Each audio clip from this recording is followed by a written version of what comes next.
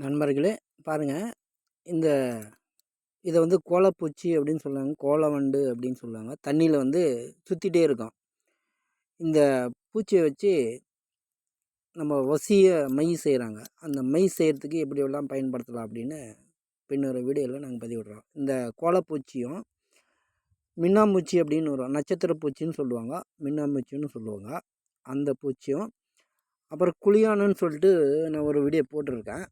அந்த குழியான வண்டும் இந்த கோலப்பூச்சியும் எடுத்து வசியமை செஞ்சு போட்டாங்கன்னா, தொடச்சிட்டாங்கன்னா, வசியமை யார் நமக்கு வசியமாகணுமோ அவங்க மேலே நம்ம அந்த மையை பயன்படுத்தணும்னா, அந்த மையாகப்பட்டு பட்ட உடனே இல்லை அவங்க யூஸ் பண்ணுற பொருளையோ எதுலையோ ஒன்றுத்தில் வச்சுட்டா அவங்க நம்மளுக்கு வசியாகிடுவாங்க. இந்த பூச்சி பாருங்கள், ஒரு இடத்துல நிற்காது.